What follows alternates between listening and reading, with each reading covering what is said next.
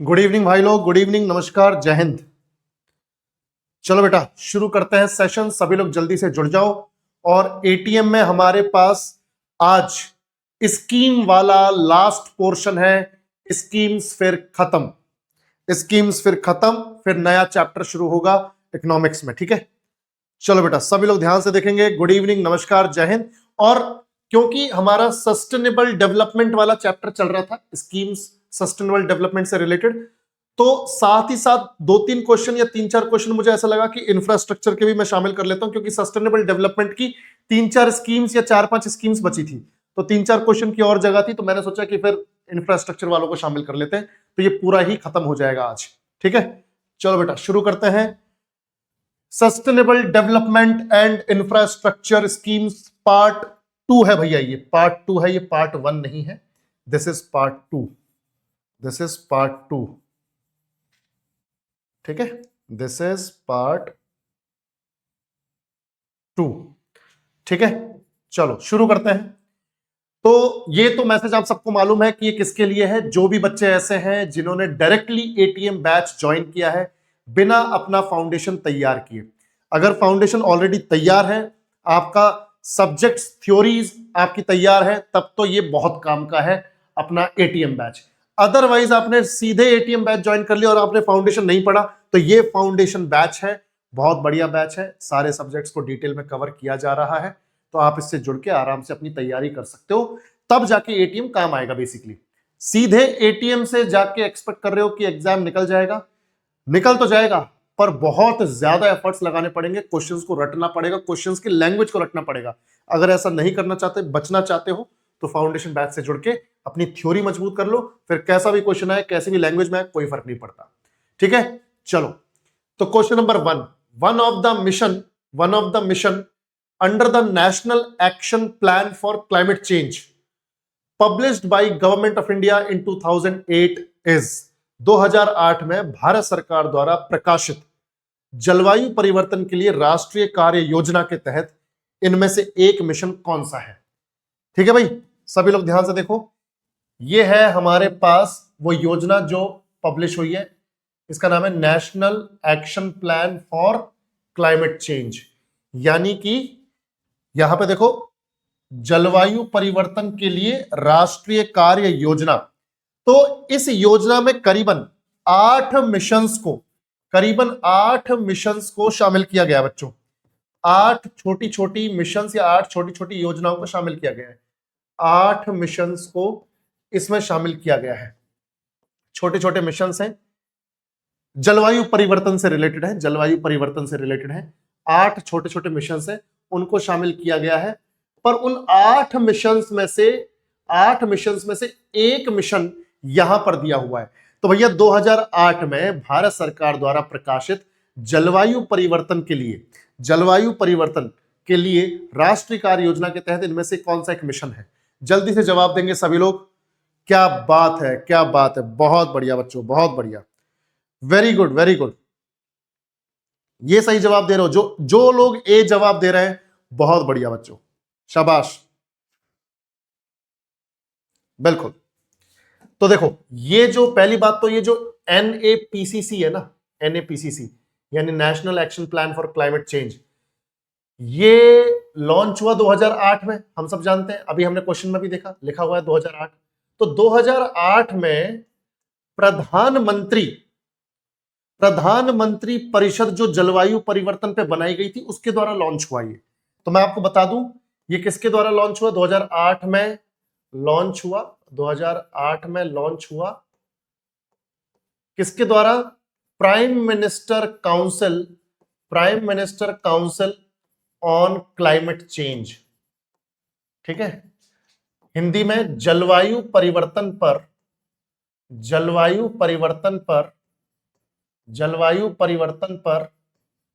प्रधानमंत्री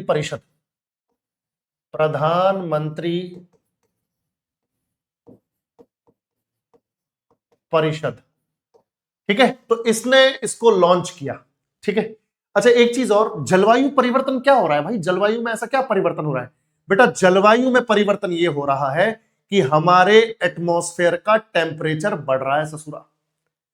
यानी हमारे एटमॉस्फेयर में, हमारे वायुमंडल में कार्बन डाइऑक्साइड बढ़ रही है, कार्बन का एमिशन बहुत ज्यादा बढ़ रहा है। और तुम सब एटमॉस्फेयर वाले चैप्टर में पढ़ चुके हो कि कार्बन का एमिशन जितना ज्यादा होगा उतनी ही ज्यादा हीट ट्रैप होगी, जितनी ज्यादा हीट हमारे एटमॉस्फेयर में ट्रैप होगी उतना ही ज्यादा टेम्परेचर बढ़ेगा, जितना ज्यादा टेम्परेचर बढ़ेगा उतने ही ग्लेशियर्स पिघलेंगे, जितने ग्लेशियर्स पिघलेंगे उतनी नदियां बनेंगी, जितनी नदियां बनेंगी सारी नदियों का पानी सी में जाएगा, सागर में जाएगा, सागर का पानी लेवल जो है, सागर के पानी का जो लेवल है वो बढ़ जाएगा और लैंड डूब जाएगा। यही तो ससुरी ग्लोबल वार्मिंग है, यही तो जलवायु परिवर्तन है। तो बेसिकली जलवायु परिवर्तन पर प्रधानमंत्री परिषद बनाई गई थी, उसने 2008 में ये national action plan for climate change बनाया, जिसके अंदर 8 छोटे छोटे मिशन रखे। उनमें से एक मिशन है हिमालयी पारिस्थितिकी तंत्र को बनाए रखने के लिए राष्ट्रीय मिशन। ठीक है बच्चों, national mission for sustaining the Himalayan ecosystem, हिमालयी पारिस्थितिकी तंत्र को बनाए रखने के लिए राष्ट्रीय मिशन।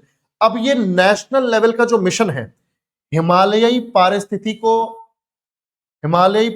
तंत्र को बनाए रखने के लिए, तो कैसे बनाए रखा जाएगा भाई? हिमालय का जो इकोसिस्टम है, हिमालय का जो इकोसिस्टम, साला हिमालय जो है 2500 किलोमीटर फैला हुआ है पश्चिम से पूर्व या पूर्व से पश्चिम। इतने बड़े क्षेत्र में इकोसिस्टम को, पारिस्थितिकी तंत्र को कैसे बैलेंस करके रखें? तो भाई इसके लिए एक तो देखो, हिमालय पारिस्थितिकी तंत्र को बनाए रखने के लिए एक तो बेटर पॉलिसीज बननी चाहिए सरकार की तरफ से, है ना?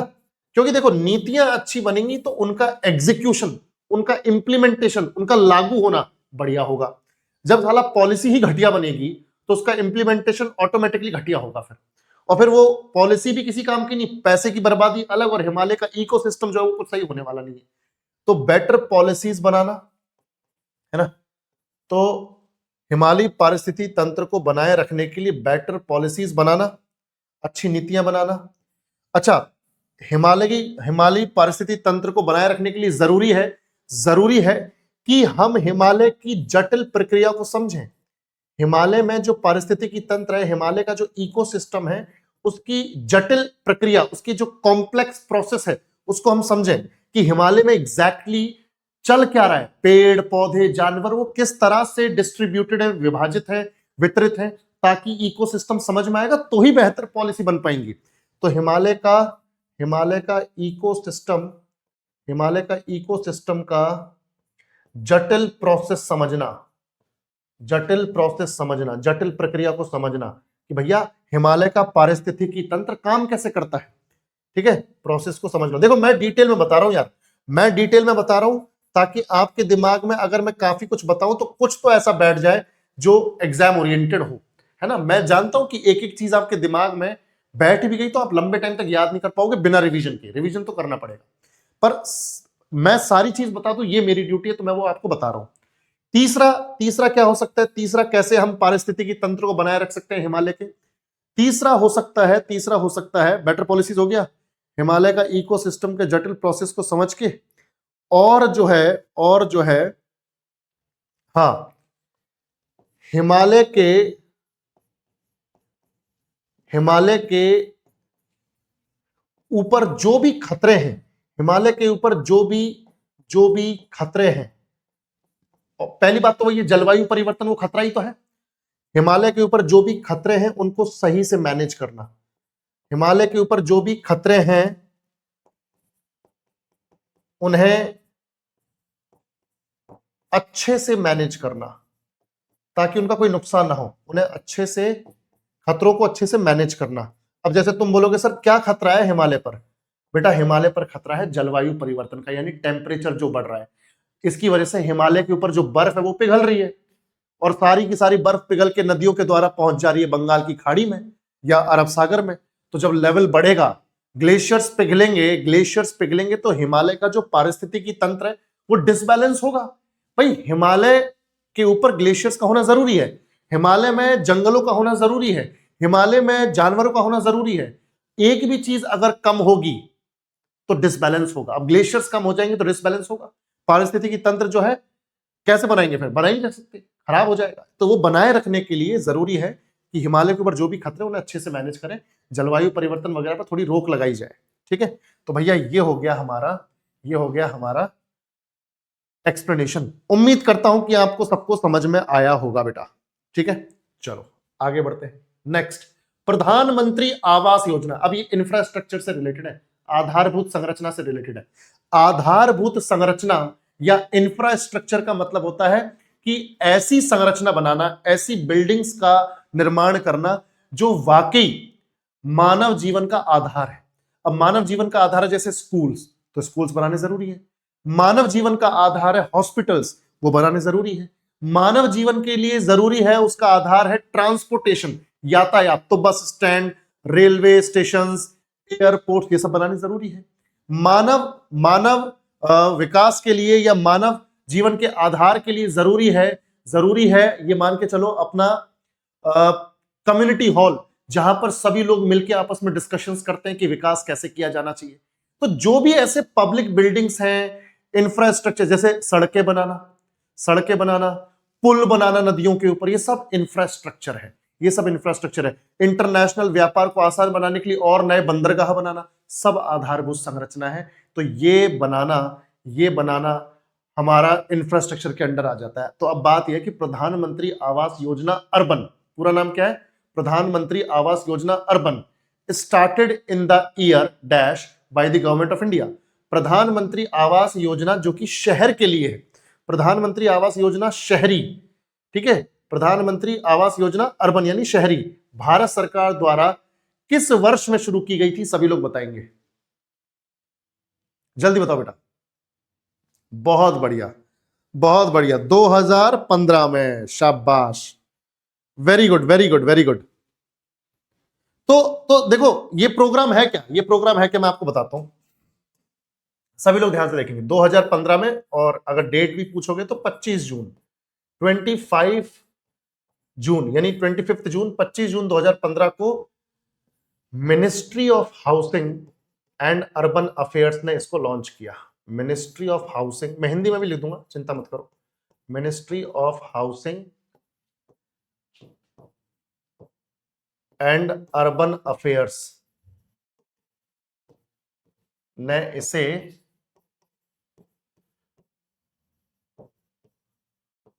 लॉन्च किया। ठीक है बेटा, ministry of housing and urban affairs मतलब आवास एवं शहरी मामलों का मंत्रालय,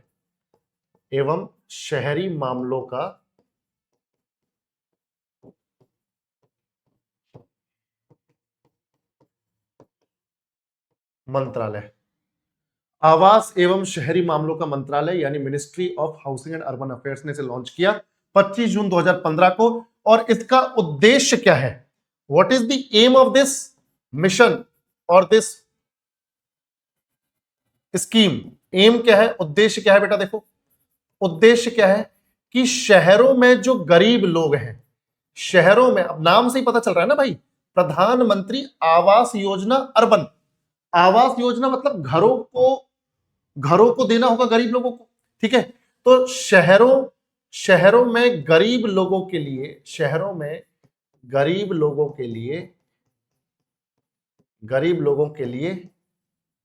घर बनाकर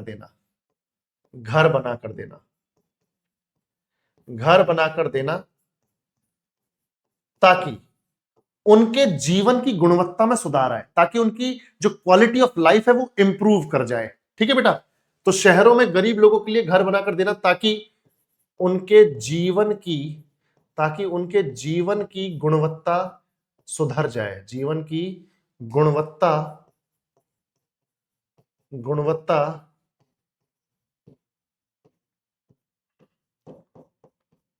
सुधर जाए।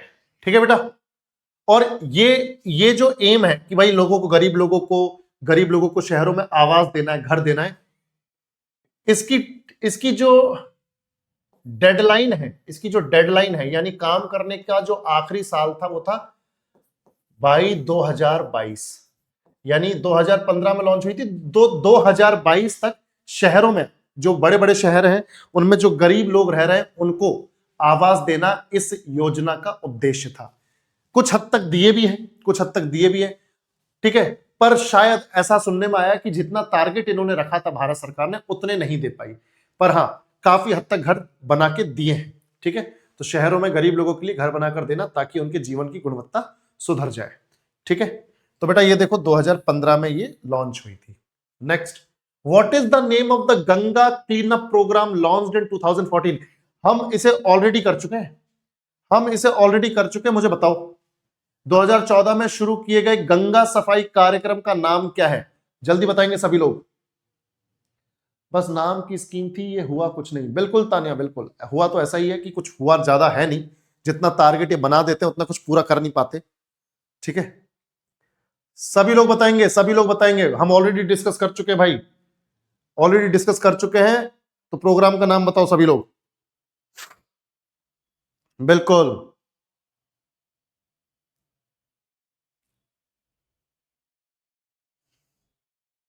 बहुत बढ़िया। तो जो लोग भी नमामि गंगे बोल रहे हैं वो बिल्कुल ठीक है। अबे ससुरो, कुछ गंगा क्लीन अप प्रोग्राम बोल रहे हैं, वही पूछा है तुमसे, तुम वही जवाब दे दोगे क्या? गंगा क्लीन अप प्रोग्राम का नाम क्या है? गंगा क्लीन अप प्रोग्राम, अबे ये तो सुना भी होगा यार, नमामि गंगे, और हम पहले भी पढ़ चुके हैं।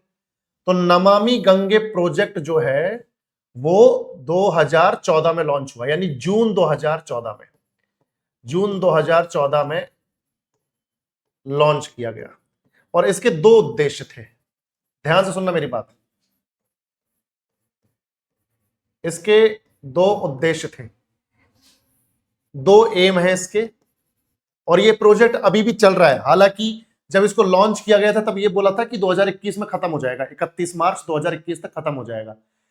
पर भाई इतना टाइम लग रहा है इसमें कि अब इसकी डेडलाइन बढ़ा के 31 मार्च 2026 कर दी है, यानी अगले साल तक पूरा होगा।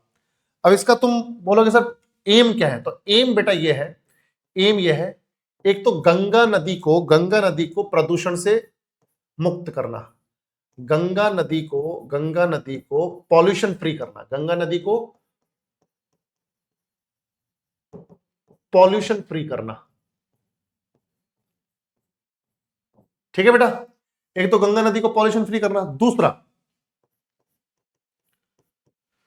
दूसरा यहां पर क्या है, सभी लोग ध्यान से देखेंगे। दूसरा यहां पर यह है, देखो गंगा नदी को पॉल्यूशन फ्री करना, दूसरा गंगा नदी की कायाकल्प करना। एक तो यहां पर प्रदूषण फ्री करना है, इसको प्रदूषण मुक्त करना है। दूसरा इसकी कायाकल्प कर देना, मतलब इसको थोड़ा सा रिजुविनेट करना, यानी इसको थोड़ा सा नया बनाना, ठीक है। अब इतने सालों से, हजारों सालों से बह रही है, तो इसके आसपास किनारों को अच्छा करना, थोड़ा सा डेकोरेट सा करना, ताकि वो गंगा नदी के आसपास का एरिया भी अच्छा लगे, ठीक है। तो गंगा नदी की कायाकल्प करना, ठीक है, उसको रिजुविनेट करना, अंग्रेजी में क्या बोल देंगे, रिजुविनेट करना, यानी एक तरीके से इसको बढ़िया बनाना, ठीक है। प्रदूषण फ्री तो करना ही है, पर इसको बढ़िया भी बनाना है कि गंगा नदी दिखने में भी बढ़िया लगे, क्योंकि भैया हमारी सबसे पवित्र नदी है, भारत की सबसे लंबी नदी है, तो ये एम है। अच्छा, मैंने जैसे इसको बोला कि इसकी डेडलाइन कितनी, डेडलाइन थी भाई लोग, डेडलाइन थी कि ये 31 मार्च 2021 में सफाई पूरी हो जाएगी, 2021 में। पर डेडलाइन को अब करंटली बढ़ाकर कितना कर दिया है, डेट तो वही रखी, करंटली डेडलाइन है 31 मार्च 2026, ठीक है बेटा, करंटली 31 मार्च 2026। और मैं तुम्हें बता रहा हूं अभी तो महाकुंभ की वजह से प्रयागराज वाले इलाके में थोड़ा सा ऐसा हो गया है, थोड़ा सा गंदगी सी ज्यादा हो गई है, पर मैं आपको बता रहा हूं, मैं खुद करीबन 2 साल पहले गया हूं, ठीक है। मैं गया हूं गंगा जी के तट पे गया हूं, गंगा जी को मैंने देखा है बहुत करीब से, बहुत ज्यादा साफ हो गई है, इंप्रूव हो गई है। यूपी में किसी जगह एक सौरोजी करके एक जगह है, सौरो करके एक जगह है यूपी में, मैं वहां पे गया था, वहां पे देखा मैंने, बिल्कुल छोटा सा टाउन है, कोई बड़ा टाउन नहीं है, छोटा सा टाउन है, गंगा नदी इतनी साफ सुथरी, इतनी बढ़िया, ठीक है भाई। बहुत साफ सुथरा कर दिया है पहले के कंपैरिजन में। ठीक है, तो करंटली जो डेडलाइन है वो 31 मार्च 2026 है। ये पूरा जो प्रोजेक्ट है ये 22,500 करोड़ का, 22,500 करोड़ का ये प्रोजेक्ट है, 22,500 करोड़ का प्रोजेक्ट। ठीक है, और अभी तक भारत सरकार लगभग 16 करोड़ के आसपास खर्च कर चुकी है। तो पूरा जो आउटले तैयार किया था कि यार ये कितने का बैठेगा प्रोजेक्ट, तो 22,500 करोड़ का प्रोजेक्ट का आउटले था, यानी अंदाजा था, पर अभी तक 16 करोड़ ही खर्च हुआ है। हो सकता है कि भाई 16 करोड़ बोल रहा हूं, सॉरी, 22,500 में से 16,000 करोड़ ही खर्च हुआ है। हो सकता है 2-3 हजार करोड़ और खर्च हो जाए 2026 तक, या 3-4 हजार, मतलब ऐसा है, उम्मीद है कि शायद 22,500 करोड़ के अंदर अंदर काम हो जाए। ठीक है, चलो आगे बढ़े, है ना भाई? बिल्कुल, मैं बताता हूं, मिनिस्ट्री ऑफ जल शक्ति के अंडर आता है ये। मिनिस्ट्री ऑफ जल शक्ति ने इसको इंट्रोड्यूस किया था जून 2014 में। मिनिस्ट्री ऑफ जल शक्ति मंत्रालय ने, मिनिस्ट्री ऑफ जल शक्ति ने इंट्रोड्यूस किया, जल शक्ति ने, या मिनिस्ट्री ऑफ जल शक्ति के अंडर आती है ये स्कीम, मिनिस्ट्री ऑफ जल शक्ति के अंडर आती है ये स्कीम, यानी जल शक्ति मंत्रालय में। ठीक है, next, what is not the main feature of FAME two India scheme? FAME two India योजना की मुख्य विशेषता क्या नहीं है? पहले फेम टू का मतलब समझ लो भाई, ताकि तुम्हें थोड़ा ऑप्शन देख के फिर समझ में आए। फेम टू, देखो, फास्टर अडॉप्शन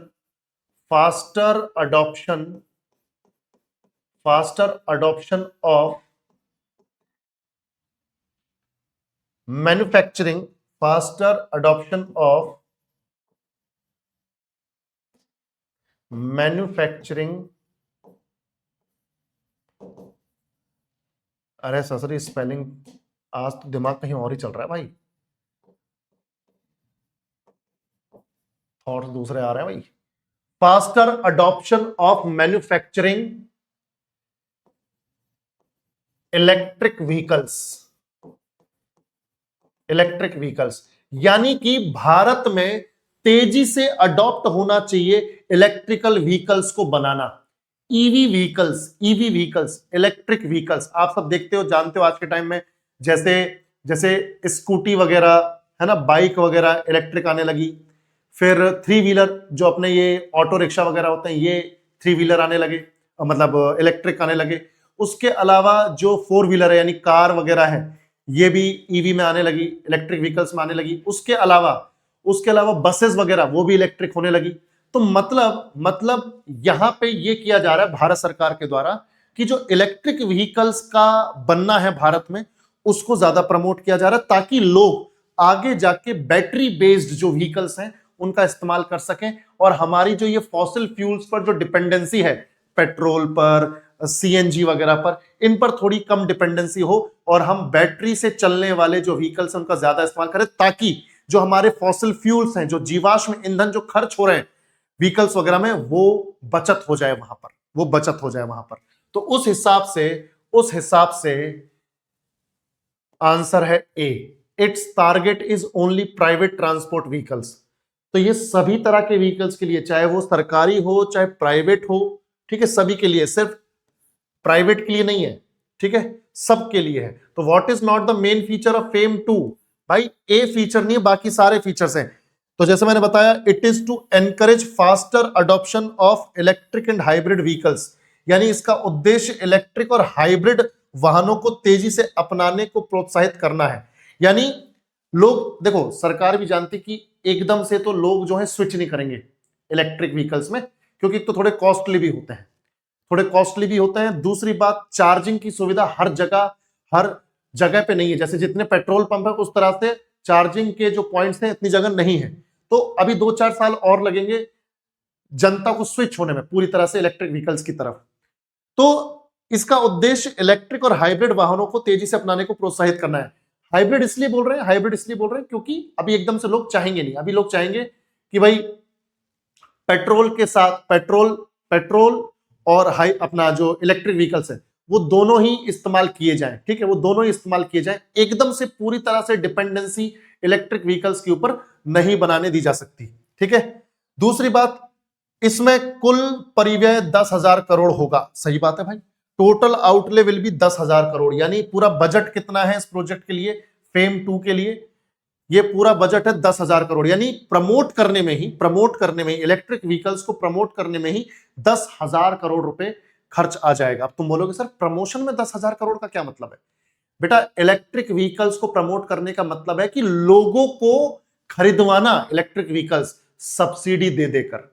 जैसे मान लो कोई स्कूटी है, आप इलेक्ट्रिक व्हीकल्स देखने गए शोरूम में, और आपका मन है कि यार देखते हैं इलेक्ट्रिक व्हीकल्स, देख के आते हैं, खरीदेंगे तो अपने हिसाब से कुछ देख के आते हैं। तुम गए शोरूम में गए और तुमने वो ओला वाली जो वो स्कूटी है वो सब देखने गए, और तुम्हें वहां पे पता चला कि यार नॉर्मल बाइक जो है वो आ रही है 1 लाख रुपए की, और ये इलेक्ट्रिक स्कूटी आ रही है 70,000 रुपए की, ठीक है। मान लो ये 1 लाख की है, पर तुम्हें वहां पे सब्सिडी दी जा रही है कि देखो सर आपको डिस्काउंट दे देंगे हम, इलेक्ट्रिक व्हीकल आप खरीदोगे, वैसे नॉर्मल बाइक आपको 1 लाख पड़ेगी, पर हम आपको इलेक्ट्रिक व्हीकल पे डिस्काउंट देते हैं, हम आपको ये 60,000 में दे देंगे, 70,000 में दे देंगे सर, 75,000 में दे देंगे, डिस्काउंट दे दिया।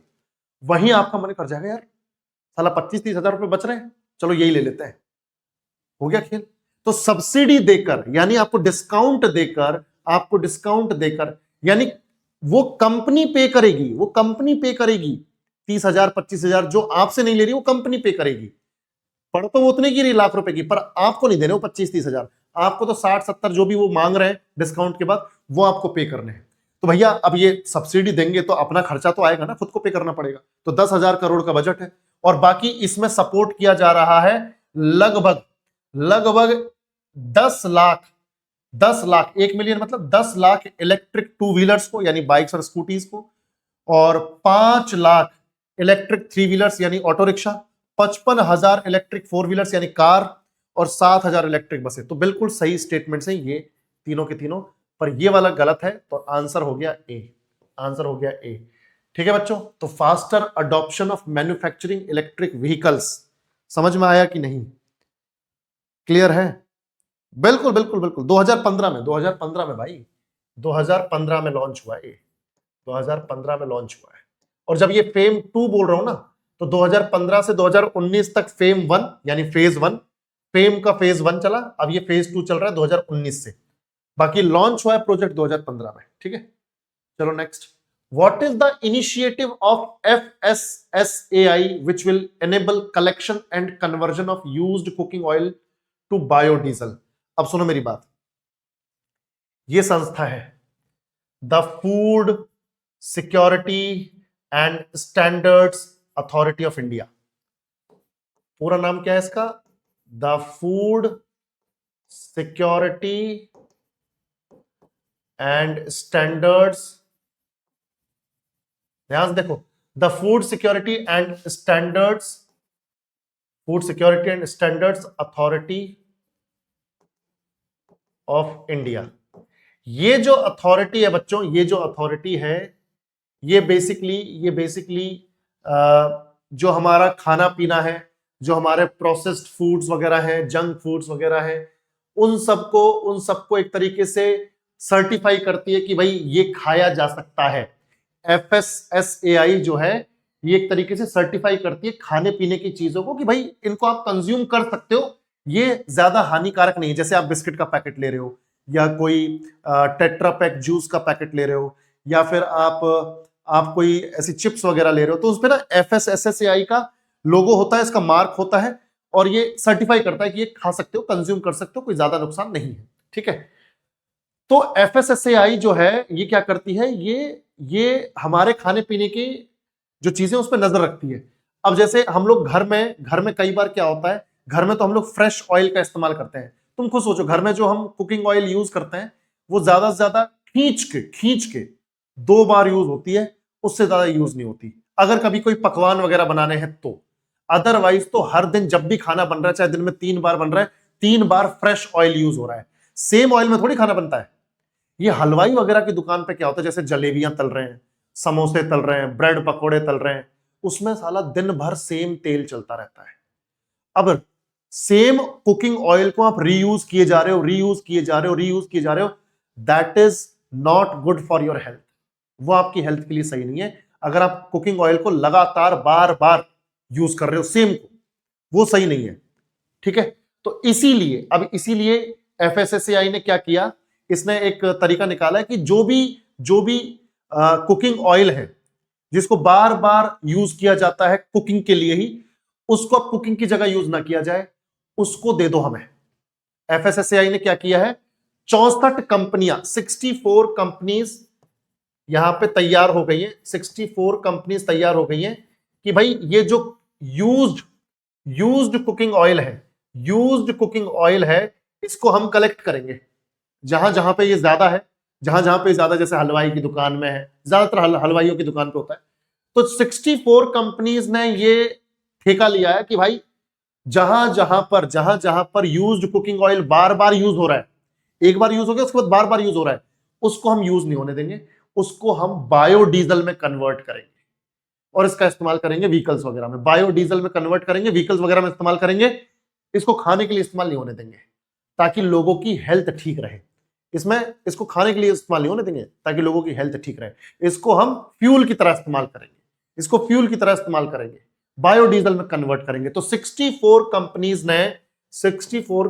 ने ठेका लिया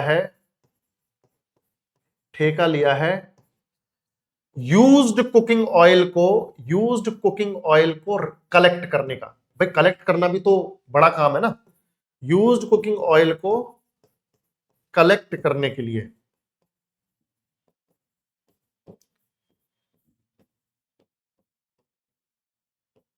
यूज्ड कुकिंग ऑयल को कलेक्ट करने के लिए 64 कंपनीज ने ठेका लिया कि भाई हम कलेक्ट करेंगे और इसको कन्वर्ट किया जाएगा। अब बात यह है कि सर कौन से इनिशिएटिव के अंडर हो रहा है ये सब, एफएसएसएआई ने ऐसा कौन सा इनिशिएटिव लिया है, कौन सा कदम उठाया है? तो वो कदम है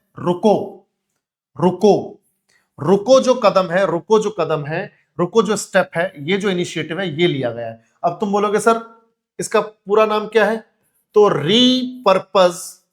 रीपर्पस मतलब पुनः उद्देश्य।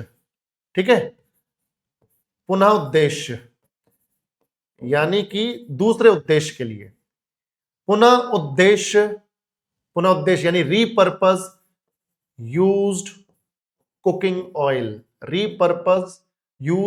ऑयल, यानी यूज्ड कुकिंग ऑयल का दोबारा क्या पर्पस है, यूज्ड कुकिंग ऑयल का दोबारा क्या पर्पस है? तो पुनः उद्देश्य यूज्ड मतलब उपयोग की हुई, पुनः उद्देश्य उपयोग की हुई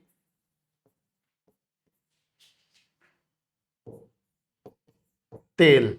ठीक है, समझ में आई भी बात? पुनः उद्देश्य उपयोग की हुई तेल का इस्तेमाल किया जाएगा बायोडीजल में कन्वर्ट करने के लिए।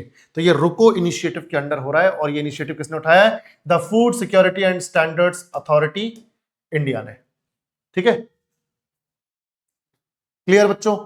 बिल्कुल, फूड सिक्योरिटी फूड सेफ्टी एक चीज है, the food safety and standards authority of India, कोई दिक्कत नहीं है, बिल्कुल क्लियर, बिल्कुल। तो फूड सेफ्टी एंड स्टैंडर्ड्स, इसको मैं कर ही देता हूं, फूड सेफ्टी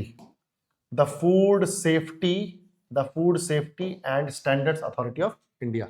इसने ये इनिशिएटिव चालू किया जिसमें यूज्ड कुकिंग ऑयल को बायोडीजल में कन्वर्ट किया जाएगा। 64 कंपनियों ने ठेका ले लिया है कि भैया हम कलेक्ट कर लेंगे तेल को, कन्वर्जन आप करवाओ, बदलाव आप करवाओ। Next, Dash was set up to attract domestic and international investment sources for development of basic infrastructure in commercially available projects. व्यावसायिक रूप से उपलब्ध परियोजनाओं में बुनियादी ढांचे के विकास के लिए घरेलू और अंतरराष्ट्रीय निवेश स्रोतों को आकर्षित करने के लिए डैश की स्थापना की गई थी। क्वेश्चन का मतलब यह है, ध्यान से सुनो मेरी बात, जैसे हमारे यहां पर, जैसे मान लो कोई बड़ी सोसाइटी बन रही है, ऊंची हाई राइज सोसाइटी बन रही है, 24 फ्लोर की हाई राइज सोसाइटी बन रही है, ठीक है, या फिर मान लो कोई मार्केट कॉम्प्लेक्स बन रहा है कहीं पर, ठीक है, पास में कोई 5-6 एकड़ में मार्केट कॉम्प्लेक्स बन रहा है, बहुत बड़ा मार्केट कॉम्प्लेक्स, कोई मॉल बन रहा है, मान लो कोई मॉल बन रहा है। तो अब मान लो कोई मॉल बन रहा है, कोई मार्केट कॉम्प्लेक्स बन रहा है, तो ऐसी व्यावसायिक रूप से उपलब्ध परियोजनाओं में, अब मार्केट कॉम्प्लेक्स बनना, कोई मॉल बनना, ये सब क्या है, कमर्शियल प्रोजेक्ट्स है, व्यावसायिक प्रोजेक्ट है, व्यावसायिक परियोजनाएं हैं। तो ऐसी परियोजनाओं में जो बुनियादी ढांचा है कि बिल्डिंग बनाना, मॉल के लिए क्या है, जरूरी क्या है, बिल्डिंग बनाना, मॉल के लिए बिल्डिंग बनाना, मॉल का पूरा आसपास का एरिया डेवलप करना, तो ऐसे बुनियादी ढांचे के विकास के लिए फंडिंग चाहिए, है ना। तो मॉल जैसे व्यावसायिक रूप से उपलब्ध परियोजनाओं में बुनियादी ढांचा यानी बिल्डिंग, पार्किंग, कार वगैरह की, ये सब बनाने के लिए घरेलू मतलब इंडिया के लोगों का और बाहर के लोगों का, इंटरनेशनल लोगों का निवेश चाहिए। तो उस निवेश को अट्रैक्ट करने के लिए कौन सा स्टेप भारत सरकार ने लिया है? भाई कैसे हम हिंदुस्तानी लोगों को और बाहर के लोगों को मनाएं कि तुम ऐसे प्रोजेक्ट्स में इन्वेस्ट करो, फंडिंग दो, ताकि वो प्रोजेक्ट्स बन सके बढ़िया तरीके से। तो भैया ऐसे लोगों को देखो ऐसे लोगों को जो फंड दे सकते हैं, इन्वेस्टमेंट कर सकते हैं, निवेश कर सकते हैं, उनके लिए बनाया है भारत सरकार ने national investment and infrastructure fund, NIIF, national investment and infrastructure fund, राष्ट्रीय निवेश और बुनियादी ढांचा कोष, राष्ट्रीय निवेश और बुनियादी ढांचा कोष, ये बनाया है भारत सरकार ने। तो मतलब ये एक कंपनी है, सरकारी कंपनी है भाई, ये एक सरकारी कंपनी बनाई है भारत सरकार ने, सरकारी कंपनी। और सरकारी कंपनी का काम क्या है, अट्रैक्ट करना इन्वेस्टर्स को, निवेशकों को, कि आओ भैया व्यवसायिक परियोजनाओं में निवेश करो, ठीक है, तुम निवेश करोगे, कल को मॉल चलेगा, मॉल कमा के देगा, तुम्हारा पैसा दुगना। भाई कोई इन्वेस्ट क्यों करेगा, मुझे एक बात बताओ, कोई इन्वेस्ट क्यों करेगा? अपने पैसे को और बढ़ाने के लिए इन्वेस्ट करेगा ना। अब कोई इन्वेस्टर है, मान लो वो बोल रहा है कि मैं आपके इस मॉल में 50 करोड़ लगाने को तैयार हूं, मुझे कितना मिलेगा? बोला आपको हम देंगे 80 करोड़, आपको 30 करोड़ का फायदा देंगे। बोला ठीक है, मैं लगा रहा हूं 50 करोड़।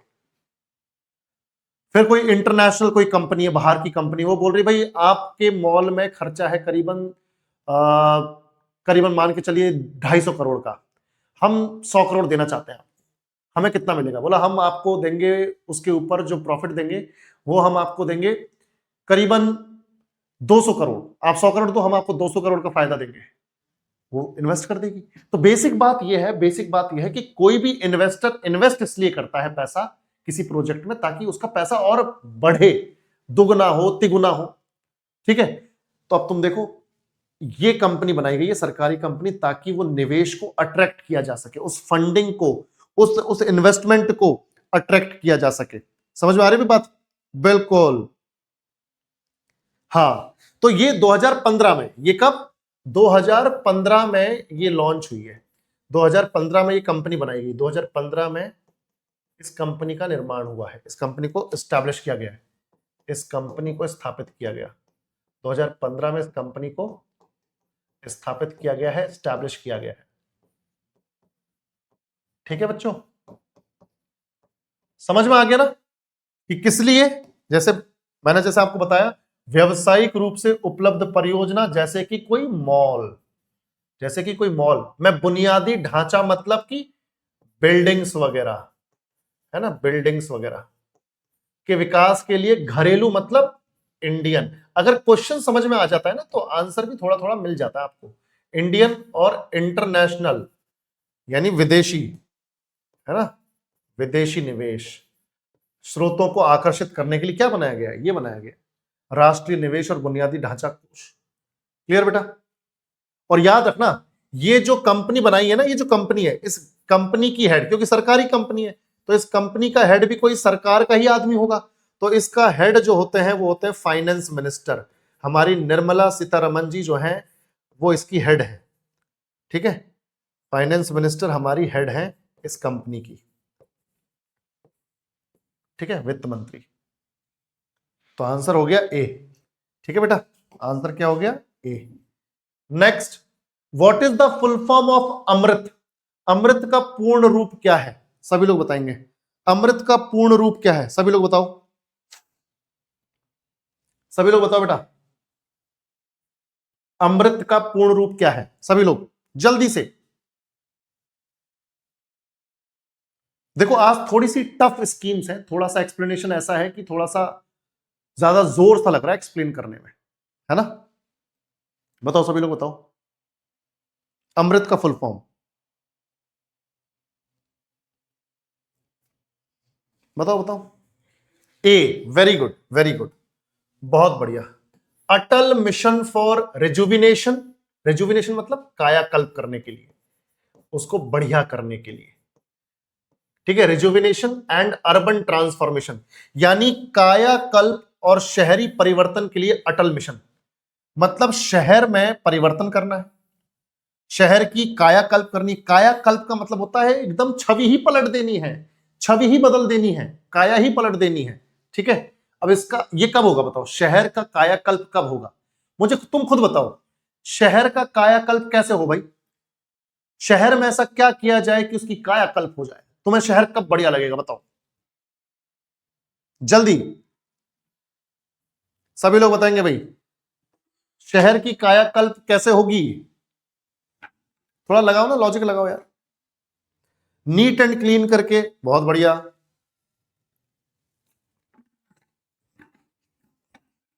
एक तो साफ सफाई, सैनिटेशन, वेरी गुड, ठीक है, साफ सफाई सैनिटेशन हो गया। और डेवलप करके, डेवलप करके, अच्छा तानिया बोल रही है डेवलप करके। और लोग बताओ भाई, डेवलप कैसे करें, मतलब डेवलपमेंट में क्या करना चाहिए? तानिया थोड़ा सा इलेबोरेट करो बेटा। देखो साफ सफाई हो गई, तुमने बोल दिया, क्लीनलीनेस हो गया, सैनिटेशन हो गया, डेवलपमेंट में क्या करना है? डेवलपमेंट में प्रगति करके क्या, जैसे त्रिपर्णा बोल रही है प्रॉपर इंफ्रास्ट्रक्चर, बढ़िया बिल्डिंग्स बनाकर, स्कूल्स बनाकर, ठीक है। और बताओ, और क्या हो सकता है शहर में, और क्या विकास हो सकता है? बढ़िया स्कूल्स, बढ़िया हॉस्पिटल्स, बढ़िया बिल्डिंग्स, इसके अलावा और बताओ। रोड, स्ट्रीट लाइट, पानी, सीवेज, पार्क, बहुत बढ़िया, समझ में आ गया।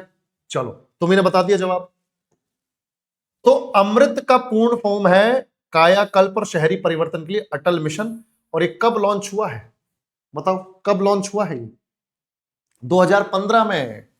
ये सारी स्कीम्स लगभग 2015 वाली हैं, ठीक है। 2015 में लॉन्च हुआ, ठीक है, 2015 में लॉन्च हुआ। और इसका जो एम है, इसका जो एम है, उद्देश्य है, वो ये है कि शहरी क्षेत्रों में basic services, basic facilities provide करना। शहरी क्षेत्रों में, शहरी क्षेत्रों में बेसिक सर्विसेज प्रोवाइड करना, ताकि शहर की कायाकल्प हो। जैसे कैसे?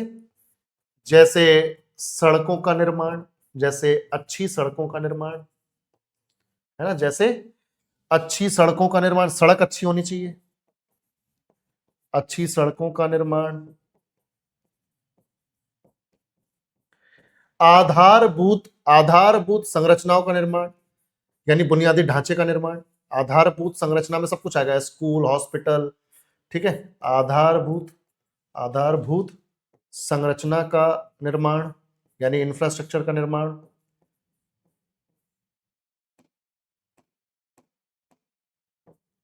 उसके अलावा स्ट्रीट लाइट्स वगैरह, है ना, सड़कों पर जो लाइट्स लगती हैं, स्ट्रीट लाइट्स।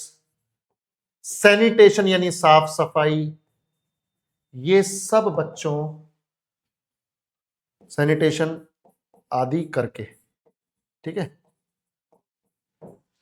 तो ये सब करके भैया शहर की कायाकल्प होगी। इसमें आप सड़कों का निर्माण, आधारभूत संरचना का निर्माण, street light, sanitation, sewage system, सब कुछ इसमें डाल दो, तो इससे होगी शहर की कायाकल्प। तो भैया ये जो प्रोजेक्ट है 2015 में लॉन्च हुआ था, Atal mission for rejuvenation and urban transformation. Next, the main objective of which of the following was to attract investment from all over the world and strengthen India's manufacturing sector. निम्नलिखित में से किसका मुख्य उद्देश्य दुनिया भर से निवेश आकर्षित करना और भारत के विनिर्माण क्षेत्र को मजबूत करना था? बताओ बेटा। मतलब विनिर्माण क्षेत्र, भारत का मैन्युफैक्चरिंग सेक्टर, यानी भारत में ही सब कुछ बने, भारत में ही सब कुछ बने, चाहे उसे भारत की कंपनियां बनाए, चाहे भारत के बाहर की कंपनियां भारत में आके बनाए, पर बनना भारत में चाहिए। Make in India, make in India. ठीक है, आंसर क्या होगा? मेक इन इंडिया, भारत में बनना चाहिए। जैसे हम लोग मेड इन इंडिया बोलते हैं, बोला मेक इन इंडिया, भारत में बनाओ। मेक इन इंडिया मतलब भारत में बनाओ। तो मेक इन इंडिया प्रोजेक्ट कब लॉन्च हुआ है, सभी लोग बताएंगे? मेक इन इंडिया कब लॉन्च हुआ, सभी लोग बताओ। बिल्कुल 2014 में मेक इन इंडिया। और इसका पर्पस क्या है कि भारत को विनिर्माण क्षेत्र में, यानी मैन्युफैक्चरिंग सेक्टर में, भारत को विनिर्माण क्षेत्र में, भारत को विनिर्माण क्षेत्र में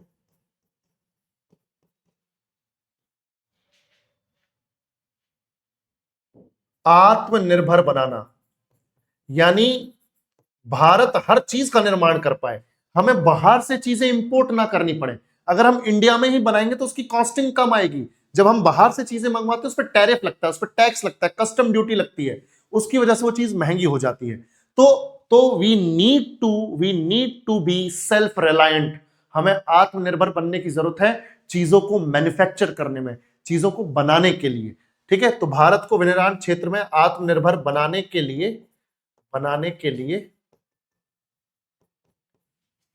ये कदम उठाया गया था, ये कदम उठाया गया था। अब एक चीज देखो, इससे क्या होगी, अगर भारत में ही सारी चीजों का निर्माण होगा, भारत में सारी चीजों का निर्माण होगा, तो कितने सारे लोगों को कितनी बढ़िया बढ़िया स्किल्स आ जाएंगी, उनके अंदर कितना कौशल विकास होगा। मतलब सभी लोग जो भारत में यहां पे काम कर रहे हैं उनको कई सारी चीजें बनानी आ जाएंगी। ठीक है, कई सारी चीज, लोग जो है तरक्की करेंगे। भाई हमारे कितने ही लोगों को रोजगार मिलेगा, तुम देख रहे हो, अगर भारत में ही चीजें बनेंगी लोगों को रोजगार मिलेगा, लोगों के अंदर जो है स्किल डेवलपमेंट होगी, भारत तरक्की करेगा, भारत का अपना नाम होगा, भारत का जो दूसरे देशों के ऊपर डिपेंडेंसी, निर्भरता है वो कम होगी। तो मेक इन इंडिया जरूरी था उस टाइम पे और ये लॉन्च किया गया। ठीक है बेटा, 2014 में। नेक्स्ट, ये हम ऑलरेडी पढ़ चुके हैं, इंफ्रास्ट्रक्चर की स्कीम है। What is the objective of Setu Bharatam scheme of government of India? Bharat सरकार की सेतु भारतम योजना का उद्देश्य क्या है? सेतु भारतम बताओ बेटा, सभी लोग जल्दी से, हम पढ़ चुके हैं ऑलरेडी, जिन्होंने पढ़ा है वो जानते हैं इसको, जल्दी जल्दी बताओ सभी लोग। 2016 में आई थी स्कीम, सेतु भारतम स्कीम 2016 में आई थी 4 मार्च को, और इसका पर्पस है construction of bridges on national highways. इसका पर्पस क्या है? Construction of bridges on national highways. Basic बात क्या है, कई सारे नेशनल हाईवेज कई सारे नेशनल हाईवेज ऐसे थे जिनके बीच में रेलवे क्रॉसिंग है। भाई कई सारे नेशनल हाईवेज ऐसे थे भारत में जो वहां से रेल गुजर रही है, फाटक लगा हुआ है, और जब वो रेल गुजरने वाली होती थी तो फाटक बंद हो जाते थे, 4-5-6 मिनट के लिए पूरा का पूरा ट्रैफिक जैम हो जाता था। तो भारत सरकार ने डिसाइड किया कि यार ये सेतु भारतम प्रोजेक्ट के अंडर सभी नेशनल हाईवेज को रेलवे क्रॉसिंग से फ्री करो यार। रेलवे क्रॉसिंग्स नहीं होनी चाहिए यार, नेशनल हाईवेज पे नहीं होनी चाहिए, नेशनल हाईवेज पर बहुत तगड़ा ट्रैफिक हो जाता है। तो रेलवे क्रॉसिंग से मुक्त करना, नेशनल हाईवेज को रेलवे क्रॉसिंग से मुक्त करना। और रेलवे क्रॉसिंग से कैसे मुक्त होगा? रेल तो उधर ही से जाएगी। ऐसा करो, हाईवे को कैसे करो, हाईवे में पुल बना दो, वहां पर ट्रेन नीचे से निकल जाएगी, हाईवे पे पुल बना दो, गाड़ियां जो है व्हीकल्स ऊपर से चले जाएंगे। तो याद रखना, construction of bridge on national highways, ताकि रेलवे क्रॉसिंग से मुक्त किया जा सके। तो रेलवे क्रॉसिंग से मुक्त करने के लिए नेशनल हाईवेज के ऊपर ब्रिजेस बनाए गए, और यह प्रोजेक्ट 2016 से 2019 तक का था, 2019 तक। तो 19 तक रेलवे क्रॉसिंग से मुक्त करना था भारत को कैसे? भारत के नेशनल हाईवेज को। ठीक है, चलो, तो इस तरीके से हमारा स्कीम्स वाला पोर्शन सब खत्म। ठीक है, सबको समझ में आया तो रिस्पॉन्ड करो, आज का सेशन क्लियर है? बिल्कुल, तो ओवर ब्रिज बना के हाईवे को कंटिन्यू करो, नीचे से रेल निकल जाएगी। क्लियर? चलो बहुत बढ़िया। आज का सेशन टफ था भाई, आज के स्कीम थोड़े से टफ थे, हाँ ठीक है। चलो, सस्टेनेबल डेवलपमेंट गोल जो है वो अलग टॉपिक में ही पढ़ेंगे बेटा, वो अलग टॉपिक ही है पूरा, ठीक है, डोंट वरी। चलो बेटा, और सस्टेनेबल डेवलपमेंट से रिलेटेड हमने स्कीम्स पढ़ी हैं जितनी जरूरी है हमारे पास। सर इस एक बार मेक इन इंडिया वाला रिपीट कीजिए। बिल्कुल, मेक इन इंडिया का मतलब है बेटा कि भारत कई सारी चीजें ना बाहर से मंगवाता है, अपने यहां बनती नहीं है। तो मेक इन इंडिया का पर्पस यह है कि यार भारत में ही बनाओ।